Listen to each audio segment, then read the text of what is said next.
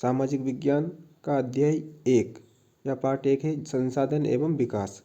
इसके महत्वपूर्ण प्रश्न उत्तर हम देख रहे हैं। जैसे पहला प्रश्न है, निम्नलिखित में से कौन सा अजैव संसाधन है? तो चट्टानें हैं। उसके बाद में अवनालिका अपरदन मृदा को बनाता है, तो कृषि के लिए अनुपयुक्त। उसके बाद में तीसरा प्रश्न है, निम्न में से कौन सा कारक भूमि उपयोग का भौतिक कारक नहीं है? तो जनसंख्या। अगला प्रश्न है, सेल और धातुएं किस प्रकार के संसाधन हैं? अजैविक। उत्पत्ति के आधार पर संसाधनों का वर्गीकरण है, तो जैविक और अजैविक। संसाधन जो एक क्षेत्र में पाए जाते हैं लेकिन उनका उपयोग नहीं होता है कहलाते हैं संभाव्य संसाधन कहलाते हैं। अगला प्रश्न है, प्रथम अंतर्राष्ट्रीय पृथ्वी सम्मेलन किस वर्ष आयोजित हुआ? तो प्रथम अंतर्राष्ट्रीय पृथ्वी सम्मेलन 1992 में आयोजित हुआ। निम्न में से कौन सा कारक भूमि उपयोग का भौतिक कारक नहीं है? तो जनसंख्या नहीं है। उसके बाद में अगला प्रश्न है, नवा निकचालन से बनी मृदा कहलाती है? तो लेटेराइट मृदा कहलाती है। उसके बाद में रिक्त स्थान दे रखे हैं, लौह अयस्क अजैव प्रकार का संसाधन है, तो अजैव आ जाएगा। देश के कुल क्षेत्रफल का 27% भू क्षेत्र पठार क्षेत्र है, तो रिक्त स्थान में पठार आ जाएगा। संपूर्ण उत्तरी मैदान जलोढ़ मृदा से बना है, तो जलोढ़ आ जाएगा। वे संसाधन जो निर्जीव वस्तुओं से बने हैं अजैव संसाधन कहलाते हैं, तो इसका जाएगा अजैव रिक्त स्थान में।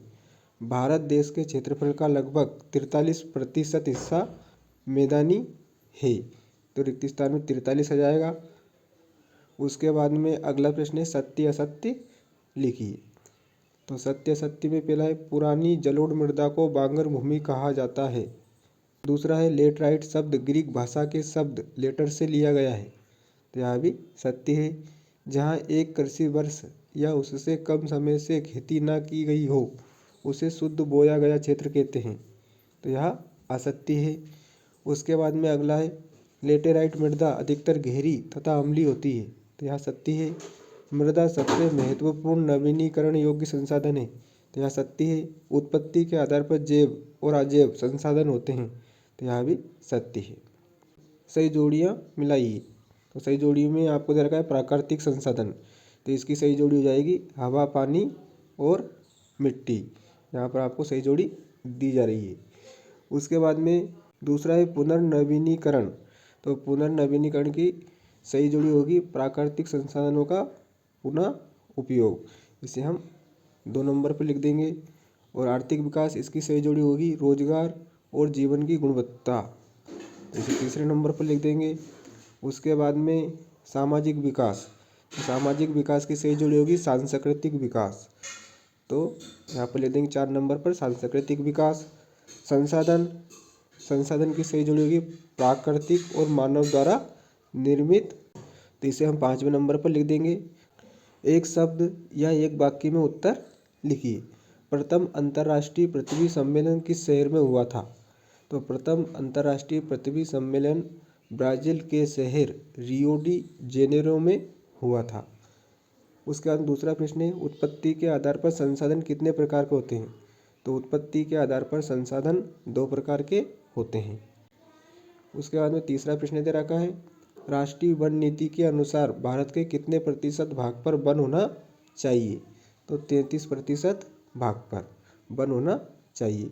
अधिक वर्षा से निक्षालन की क्रिया से किस मृदा का निर्माण होता है? तो लेटेराइट मृदा का निर्माण होता है। भारत के कितना प्रतिशत भाग पर पर्वतीय क्षेत्र है? तो भारत के 30% भाग पर पर्वतीय क्षेत्र है। उसके बाद में अगला प्रश्न है, कपास की कृषि के लिए कौन सी मृदा उपयोगी है? तो कपास की कृषि के लिए काली मिट्टी उपयोगी है।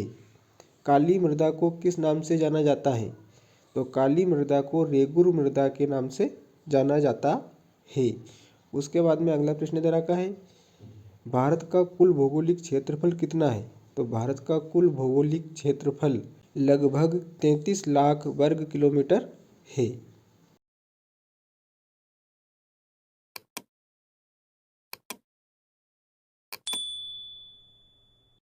अध्याय 2 वन एवं वन्यजीव संसाधन के महत्वपूर्ण वस्तुनिष्ठ प्रश्नोत्तर हम देख रहे हैं। पहला प्रश्न है अपना, वे उत्पादक जिन पर सभी जीव निर्भर रहते हैं वे प्राथमिक उत्पादक कहलाते हैं। तो इसका उत्तर प्राथमिक उत्पादक आ जाएगा और यहाँ पर आपको उत्तर में लिखना है, प्राथमिक उत्पादक आ जाएगा और यहाँ पर आपको लिखना है। दूसरा प्रश्न है, वन्य जीवों के आवास रक्षण हेतु पहला कानून बनाया गया था। तो वन्य जीव संरक्षण अधिनियम 1972। तीसरा प्रश्न है, नर्मदा सागर परियोजना से किस राज्य का वन क्षेत्र प्रभावित हो रहा है। तो मध्य प्रदेश। शांत घाटी का संबंध किस राज्य से है। तो शांत घाटी का संबंध केरल राज्य से है। पांचवा, निम्नलिखित में से किस राज्य में संयुक्त वन प्रबंधन का पहला प्रस्ताव पास किया गया था। तो उड़ीसा। पूर्वोत्तर और मध्य भारत में वनों की कटाई का प्रमुख कारण है। तो स्थानांतरित कृषि के लिए। अगला प्रश्न है, निम्नलिखित में से स्थायी वनों का सर्वाधिक क्षेत्र किस राज्य में स्थित है। तो मध्य प्रदेश। उसके बाद में रिक्त स्थान है, छोटा नागपुर क्षेत्र में मुंडा और संथाल जनजातियां निवास करती हैं। मुंडा और संथाल रिक्त स्थान में जाएगा। भारत में सघन वन क्षेत्र 12.2% है। तो रिक्त स्थान में 12.2 आ जाएगा। पूर्वोत्तर के सभी राज्यों में और गुजरात में अधिकतर वन क्षेत्र अवर्गीकृत वन है। तो अवर्गीकृत आ जाएगा। वन विभाग के अनुसार देश के कुल वन क्षेत्र का 1/3 हिस्सा रक्षित वन क्षेत्र है। तो रिक्त स्थान में 1/3 आ जाएगा। छोटा नागपुर क्षेत्र में मुंडा और संथाल जनजातियां महुआ और कदम के पेड़ की पूजा करते हैं। तो महुआ और कदम। वन विभाग के अंतर्गत संयुक्त वन प्रबंधन के बचाव छरित वनों के लिए कार्य करता है। तो रिक्त स्थान में छरित वन हो जाएगा। सत्य देखते हैं अब। चिपको आंदोलन हिमालयी प्रदेश में चलाया गया। सत्य है। सरिस्का बाघ रिजर्व मध्य प्रदेश राज्य में स्थित है। असत्य। देश के कुल भौगोलिक क्षेत्र का 24.56% हिस्सा वन आवरण के अंतर्गत आता है। तो यह सत्य है। भारत और नेपाल देशों को बाघों का आवास स्थल माना जाता है। तो यह भी सत्य है। भारतीय वन्य जीव अधिनियम 1972 में लागू किया गया। सत्य है। आरक्षित वनों को सर्वाधिक मूल्यवान माना जाता है। यह भी सत्य है। उसके बाद में सही जोड़ियाँ मिलाई। बीज बचाओ आंदोलन, तो इसका जाएगा नवदायन, और इस पर हम 1 नंबर पर सही जोड़ी में उत्तर इसका लिख देंगे। दूसरा है चिपको आंदोलन, तो चिपको आंदोलन का जाएगा वन कटाई रोकथाम। संयुक्त वन प्रबंधन, तो संयुक्त वन प्रबंधन का जाएगा 1988। सर्वाधिक वन क्षेत्र, तो सर्वाधिक वन क्षेत्र का जाएगा मध्य प्रदेश। भारतीय वन्यजीव अधिनियम, इसका जाएगा 1972। तो यहाँ पर सही जोड़ी आपको दे रखी है। उसके बाद में एक शब्द एक वाक्य में उत्तर लिखिए। टिहरी में किसानों द्वारा कौन सा आंदोलन चलाया गया था। तो बीज बचाओ आंदोलन चलाया गया था। जैव संसाधनों का विनाश किसके विनाश से जुड़ा है। तो सांस्कृतिक विविधता। उसके बाद तीसरा प्रश्न है, भूमि पर पाया जाने वाला सबसे तेज स्तनधारी जीव है। तो चीता। श्लेष और वर्ण किससे संबंधित है। तो स्थानांतरित कृषि से संबंधित है। स्थानांतरित कृषि। उसके बाद में अगला प्रश्न है, विकासशील देशों में पर्यावरण विनाश का मुख्य दोषी किसे माना जाता है। तो औद्योगिकरण को। टिहरी में किसानों द्वारा किया गया आंदोलन का नाम लिखिए। तो चिपको आंदोलन। समकालीन भारत, कक्षा 10वीं, सामाजिक विज्ञान का अध्याय 3 है, जल संसाधन। पहला प्रश्न है, देश की औसत वार्षिक वर्षा कितनी है। तो 114 सेंटीमीटर, यहाँ पर आपको लिखना है। उसके बाद में अगला प्रश्न है, भोपाल झील का निर्माण किस सदी में हुआ। तो भोपाल झील का निर्माण 11वीं सदी में हुआ। अगला प्रश्न है, हीराकुंड परियोजना किस नदी पर बनाई गई है। तो हीराकुंड परियोजना महानदी पर बनाई गई है। उसके बाद में चौथा प्रश्न है, बांधों को आधुनिक भारत का मंदिर किसने कहा है। बांधों को आधुनिक भारत का मंदिर जवाहरलाल नेहरू ने कहा है। उसके बाद में अगला प्रश्न है, बंगाल का शोक किस नदी को कहा जाता है। तो बंगाल का शोक दामोदर नदी को कहा जाता है। उसके बाद अगला प्रश्न है, सरदार सरोवर बांध किस नदी पर बनाया गया है। तो सरदार सरोवर बांध नर्मदा नदी पर बनाया गया है। जल संरक्षण से संबंधित खादिन एवं जोहद किस राज्य से संबंधित हैं। तो राजस्थान से संबंधित हैं। अगला प्रश्न है, पालर पानी कहा जाता है। तो वर्षा के जल को पालर पानी कहा जाता है। उसके बाद में अगला प्रश्न है अपना, निम्नलिखित में से किस नदी पर बहुउद्देशीय नदी परियोजना नहीं है। तो यमुना पर नहीं है, यहाँ पर आपको लिखना है। उसके बाद में रिक्त स्थानों की पूर्ति कीजिए। विश्व की सर्वाधिक वर्षा मासिनराम में होती है? तो रिक्त स्थान में मासिनराम आ जाएगा। तमिलनाडु राज्य ने घर की छत से वर्षा जल संग्रहण आवश्यक कर दिया है। तो तमिलनाडु आ जाएगा रिक्त स्थान में। बांधों को बहुउद्देशीय परियोजना भी कहा जाता है। तो बहुउद्देशीय। अगला है भाखड़ा नागल परियोजना का विकास सतलुज ब्यास नदियों की बेसिन में किया गया है। तो सतलुज और ब्यास आ जाएगा रिक्त स्थान में। अगला रिक्त स्थान है मेघालय में नदियों व झरनों को बांस द्वारा बने पाइपों से वर्षा जल का उपयोग किया जाता है। तो बांस आ जाएगा। सरदार सरोवर बांध गुजरात राज्य में है। गुजरात आ जाएगा रिक्त स्थान में। इंदिरा गांधी नहर मुख्य रूप से राजस्थान राज्य को जीवन प्रदान करती है। इंदिरा गांधी नहर मुख्य रूप से राजस्थान राज्य को जीवन प्रदान करती है। उसके बाद में सत्य असत्य दे रखे हैं। तो प्रश्न क्रमांक 3 अपना सत्य असत्य से संबंधित है। इजराइल की औसत वर्षा 25 सेंटीमीटर नहीं है। तो यह असत्य है, 25 सेंटीमीटर है। सूखा क्षेत्र का सामना अति वर्षा वाले क्षेत्र करते हैं।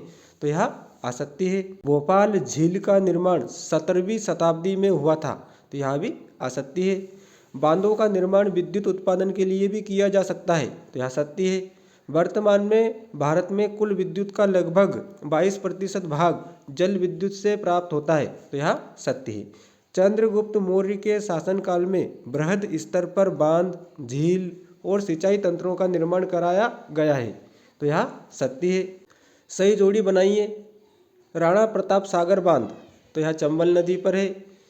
तो राणा प्रताप सागर बांध की सही जोड़ी हो जाएगी चंबल नदी। सरदार सरोवर बांध यह नर्मदा नदी पर है। तो इसकी सही जोड़ी हो जाएगी नर्मदा नदी। नागार्जुन बांध यह कावेरी नदी पर स्थित है। तो नागार्जुन बांध की सही जोड़ी हो जाएगी कावेरी नदी। तो सही जोड़ी यहाँ पर आपको दी गई है। रिहंद बांध, तो रिहंद बांध जो है सोन नदी पर है। टिहरी बांध, टिहरी बांध की सही जोड़ी होगी गंगा नदी। इंदिरा गांधी नहर यह राजस्थान में है। तो यहाँ पर आपको सही जोड़ी दे रखी है। उसके बाद में एक शब्द या एक वाक्य में उत्तर लिखिए। तो पहला प्रश्न है अपना हौज खास का निर्माण किसने कराया था? तो हौज खास का निर्माण इल्तुतमिश ने कराया था। उसके बाद में दूसरा प्रश्न है विश्व में 2025 तक कितने व्यक्ति पानी की समस्या से ग्रस्त होंगे? विश्व में 2025 तक 20 करोड़ व्यक्ति पानी की समस्या से ग्रस्त होंगे। 20 करोड़ आ जाएगा।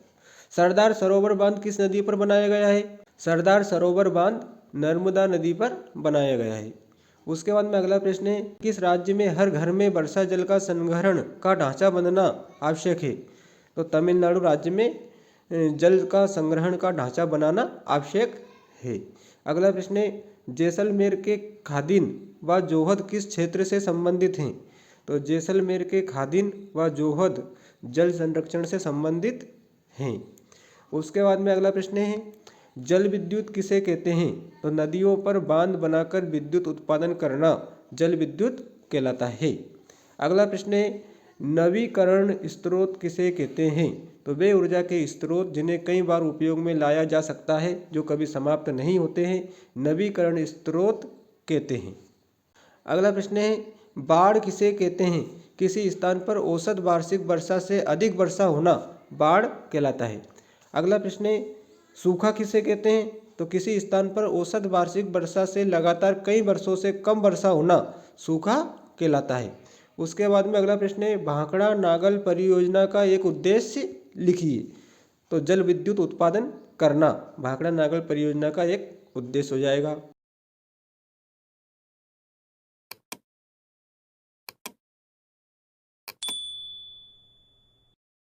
अध्याय 4 कृषि। कृषि एक व्यवसाय है। तो प्राथमिक व्यवसाय है। उसके बाद में दूसरा प्रश्न है कर्तन दहन कृषि प्रणाली का संबंध निम्न में से है। तो इसका उत्तर आ जाएगा प्रारंभिक जीविका निर्वाह कृषि। उत्तर आपको यहाँ पर लिखना है। मध्य प्रदेश में स्थानांतरित कृषि को निम्न में से किस नाम से जाना जाता है? तो मध्य प्रदेश में स्थानांतरित कृषि को बेबर के नाम से जाना जाता है। ओस, अमन, बोरो निम्न में से किस फसल की किस्में हैं? ओस, अमन, बोरो धान फसल की किस्में हैं। तो इसका धान उत्तर आ जाएगा चौथे का। पांचवा है गन्ने की फसल का संबंध किस जलवायु से है? तो उष्ण और उपोष्ण कटिबंधीय जलवायु से है। अगला प्रश्न है, भारत का प्रमुख गन्ना उत्पादक राज्य निम्न में से कौन सा है? तो उत्तर प्रदेश है भारत का प्रमुख गन्ना उत्पादक राज्य। 200 दिन पाला रहित और खिली धूप निम्न में से किस फसल की आवश्यक दशा है? तो कपास की। अगला प्रश्न है, निम्न में से किस फसल को पीला सोना कहा गया है? तो पीला सोना सोयाबीन को कहा गया है। पेज नंबर 20 की पूर्ति हो गई। निम्न में से कौन सी रबी फसल है? तो चना रबी की फसल है। उसके बाद में रिक्त स्थान दे रखे हैं, रिक्त स्थान की पूर्ति कीजिए। छत्तीसगढ़ और अंडमान निकोबार में स्थानांतरण कृषि को दीपा कहा जाता है। रिक्त स्थान में दीपा आ जाएगा। देश में मूंगफली का प्रमुख उत्पादक राज्य गुजरात है। मूंगफली का प्रमुख उत्पादक राज्य गुजरात है। कपास, जूट और सन रेशेदार फसलों के नाम हैं। कपास, जूट और सन रेशेदार फसल हैं। देश में रबड़ का सबसे बड़ा उत्पादक राज्य केरल है। भारत में कॉफ़ी की अरेबिका प्रमुख किस्म है। तो रिक्त स्थान में अरेबिका आ जाएगा। उसके बाद में अगला है, पंजाब गेहूं का प्रति हेक्टर सर्वाधिक उत्पादन करने वाला राज्य है। तो रिक्त स्थान में पंजाब आ जाएगा। ग्राम स्वराज्य की अवधारणा महात्मा गांधी की देन है। रिक्त स्थान में महात्मा गांधी आ जाएगा। जननिक इंजीनियरी बीजों की नई संकर किस्मों का आविष्कार करने में शक्तिशाली पूरक के रूप में जानी जाती है। तो जननिक इंजीनियरी रिक्त स्थान में आ जाएगा। फल व फूलों की कृषि बागवानी फसल कहलाती है। फल व फूलों की जो कृषि है बागवानी फसल कहलाती है। तीसरा प्रश्न है, सही जोड़ी बनाइए। कपास, तो इसकी सही जोड़ी होगी महाराष्ट्र। चावल, इसकी सही जोड़ी होगी पश्चिम बंगाल में होता है। बाजरा, बाजरा जो राजस्थान में सबसे अधिक होता है। गन्ना उत्तर प्रदेश में होता है ज़्यादा। सोयाबीन मध्य प्रदेश में होता है। मध्य प्रदेश को सोया प्रदेश भी कहते हैं। मूंगफली, तो मूंगफली गुजरात में सबसे ज़्यादा होती है। चाय, चाय असम में। मक्का कर्नाटक में। रागी, रागी जो है आंध्र प्रदेश में। तो यहाँ पर आपको सही जोड़ी दी गई है। अब सत्य असत्य लिखिए। तो जीविका निर्वाहन में कृषि में उत्पादन अधिक होता है। तो यहाँ असत्य है। कृषि भूमि पर बढ़ता जनसंख्या का दबाव गहन जीविका कृषि की विशेषता है। तो यहाँ सत्य है। ज्वार, बाजरा और रागी भारत में उगाए जाने वाले मोटे अनाज की किस्में हैं। तो यहाँ सत्य है। कपास उत्पादन में महाराष्ट्र देश का सर्व प्रमुख राज्य है। तो यहाँ सत्य है। रबड़ का पौधा भूमध्य रेखीय जलवायु का पौधा है। तो यहाँ भी सत्य है। असम देश का सबसे अधिक चाय उत्पादन वाला राज्य है। तो सही है, सत्य है। कृषि के क्षेत्र में क्रांतिकारी परिवर्तन लाने वाली योजना का नाम हरित क्रांति है। तो यहाँ भी सत्य है। अगला है, बाजरा के उत्पादन में राजस्थान का देश में प्रथम स्थान है। सत्य है। भूदान ग्रामदान आंदोलन को रक्तहीन क्रांति के नाम से जाना जाता है। तो भूदान ग्रामदान आंदोलन को रक्तहीन क्रांति के नाम से जाना जाता है। यह भी सत्य है। अगला प्रश्न है पांचवा, एक शब्द या वाक्य में उत्तर लिखिए। कपास के पौधे का मूल स्थान किस देश को माना जाता है? तो कपास के पौधे का मूल स्थान भारत को माना जाता है। ग्रीष्म काल में बोई जाने वाली हरे चारे व सब्जियों की कृषि प्रारूप को कहा जाता है। तो जायद को कहा जाता है। उसके बाद में अगला प्रश्न है, विश्व में दालों के उत्पादन और उपयोग में भारत का स्थान है। तो प्रथम स्थान है दालों के उत्पादन में और उपयोग में। चाय की खेती किस प्रकार की कृषि है? तो रोपण कृषि है। अलसी और सरसों किस ऋतु में बोई जाती है? तो अलसी और सरसों शीत ऋतु में बोई जाती है। अगला प्रश्न है, देश की सबसे प्रमुख तिलहन फसल का नाम लिखिए। तो मूंगफली, सरसों, सोयाबीन।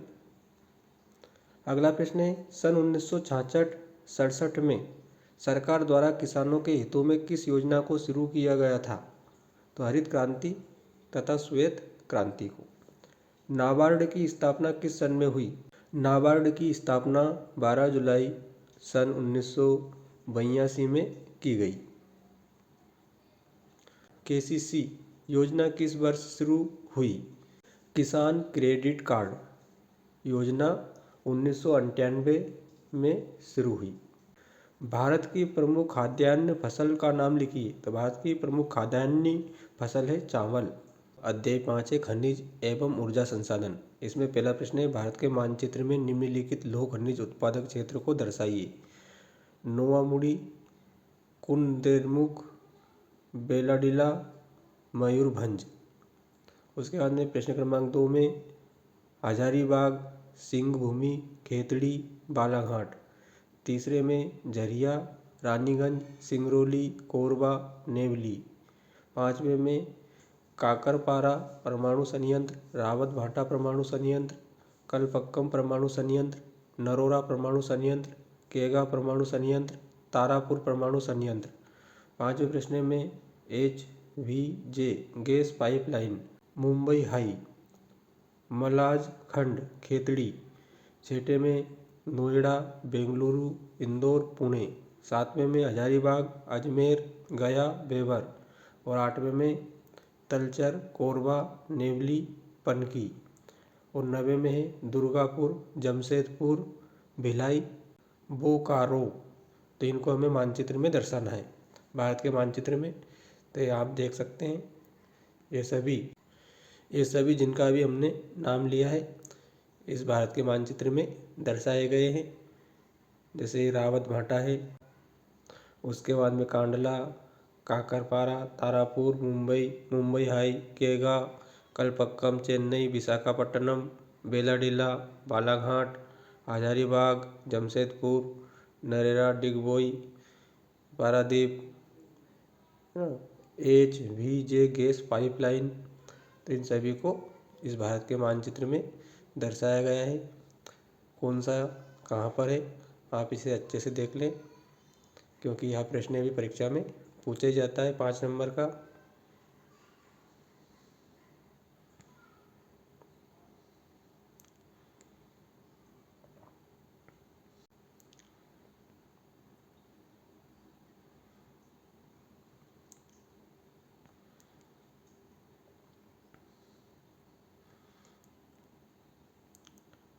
उसके बाद में भारत का मानचित्र इसमें भी दर्शाए गए हैं। जो बचे हुए थे उन्हें अजमेर, सिंगरौली, रानीगंज, झरिया,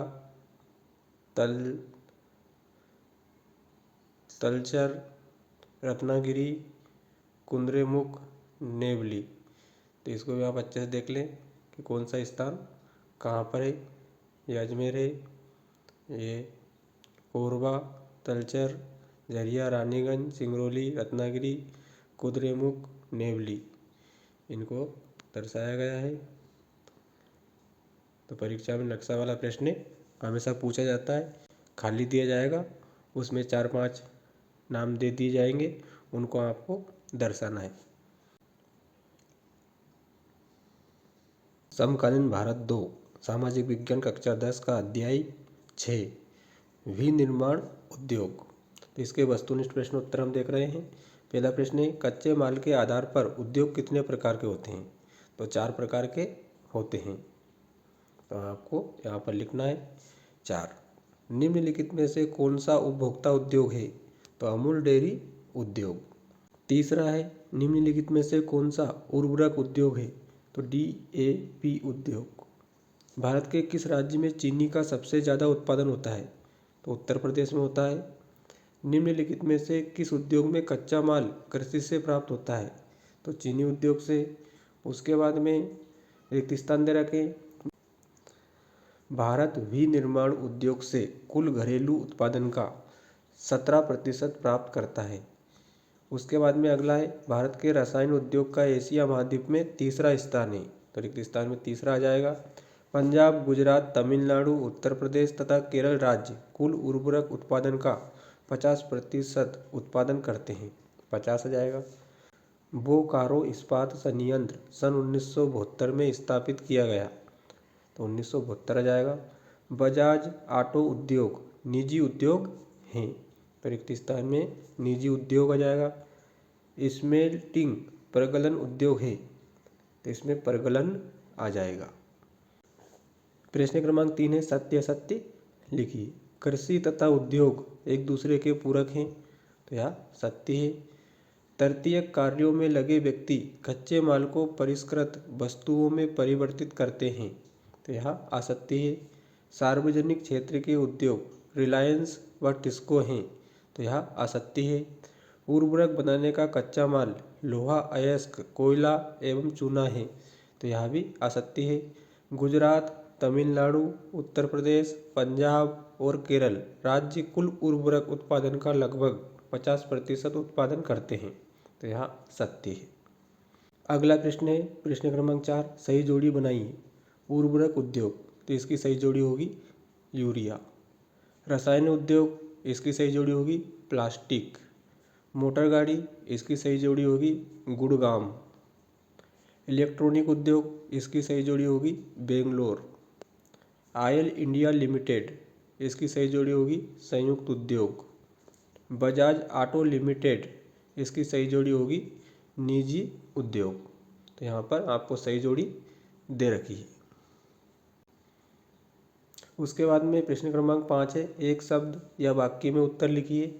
पहला प्रश्न है, भेल उद्योग कहाँ पर स्थित है? तो भेल उद्योग भोपाल में स्थित है। टिस्को किस प्रकार का उद्योग है? तो टिस्को निजी उद्योग है। उद्योग के लिए मुख्य आधार क्या होता है? तो उद्योग के लिए मुख्य आधार कच्चा माल होता है। चौथा प्रश्न है, चूना पत्थर किस उद्योग में कच्चे माल के रूप में प्रयुक्त होता है? तो चूना पत्थर सीमेंट उद्योग में कच्चे माल के रूप में प्रयुक्त होता है। भारत का कौन सा नगर इलेक्ट्रॉनिक उद्योग की राजधानी है? तो भारत का बेंगलुरु नगर इलेक्ट्रॉनिक उद्योग की राजधानी है। भद्रावती में कौन सा उद्योग स्थापित है? तो भद्रावती में लौह इस्पात उद्योग स्थापित है। अगला प्रश्न है, भारत का निजी क्षेत्र का प्रथम लौह इस्पात कारखाना कहाँ स्थापित हुआ था? तो जमशेदपुर में। अगला प्रश्न है, इस्पात को कठोर बनाने के लिए किस धातु का उपयोग किया जाता है? तो मैंगनीज का। अगला प्रश्न है, लौह इस्पात उद्योग के लिए लौह अयस्क, कोकिंग कोल तथा चूना पत्थर का कितना अनुपात होता है? तो लौह अयस्क, कोकिंग कोल, चूना पत्थर का 4:2:1 होता है। अध्याय 7, राष्ट्रीय अर्थव्यवस्था की जीवन रेखाएं। पहला प्रश्न है अपना सही विकल्प से संबंधित है। दो दूरस्थ स्थित स्थान जो पूर्वी पश्चिमी गलियारे से जुड़े हैं, तो सिलचर तथा पोरबंदर। उसके बाद में दूसरा प्रश्न है, स्थानांतरण हानियों तथा देरी को घटाता है, तो इसका उत्तर आ जाएगा पाइपलाइन परिवहन।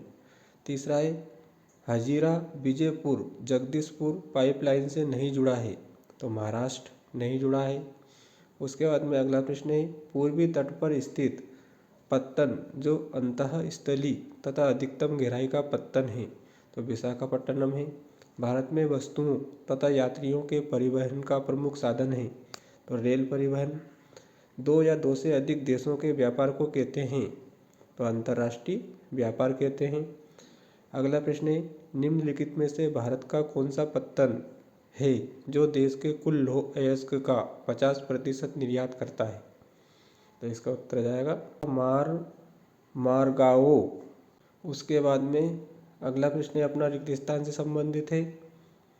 जल परिवहन देश का सबसे सस्ता परिवहन का साधन है, सस्ता आ जाएगा रिक्त स्थान में। भारत विश्व के सर्वाधिक सड़क जाल वाले देशों में से एक है, सड़क आ जाएगा रिक्त स्थान में।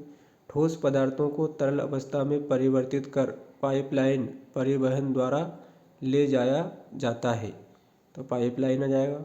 वायु परिवहन तीव्रतम, आरामदायक एवं प्रतिष्ठित परिवहन का साधन है, वायु आ जाएगा। एयर इंडिया घरेलू और अंतर्राष्ट्रीय वायु सेवाएं भी प्रदान करती हैं, अंतर्राष्ट्रीय आ जाएगा। पर्यटन राष्ट्रीय एकता को प्रोत्साहित करता है, तो राष्ट्रीय एकता आ जाएगा रिक्त स्थान में।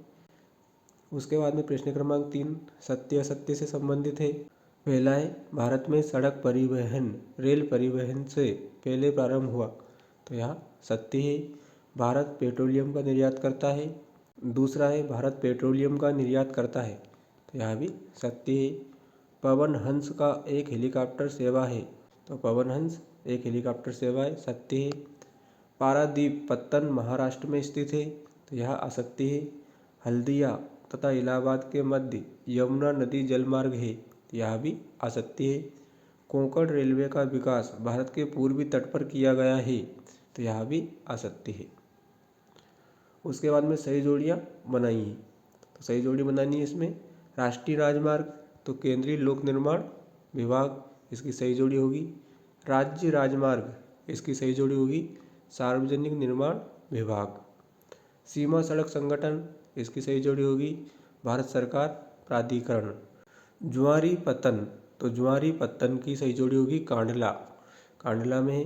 अंतःस्थलीय नदी पत्तन, यह कोलकाता में है, अंतःस्थलीय नदी पत्तन। अगला है छठा कृत्रिम पत्तन, तो कृत्रिम पत्तन चेन्नई में है। यहाँ पर आपको सही जोड़ी दे रखी है। उसके बाद में एक शब्द या एक वाक्य में उत्तर लिखिए। तो राज्यों और देशों में व्यक्तियों के बीच वस्तुओं का आदान प्रदान क्या कहलाता है? तो राज्यों और देशों में व्यक्तियों के बीच वस्तुओं का आदान प्रदान व्यापार कहलाता है।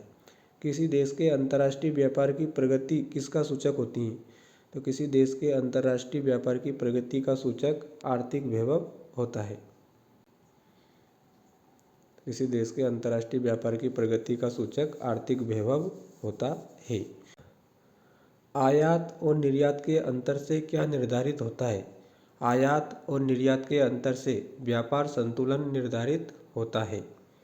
भारत में प्रमुख पत्तनों की संख्या कितनी है? तो भारत के प्रमुख पत्तनों की संख्या 12 है।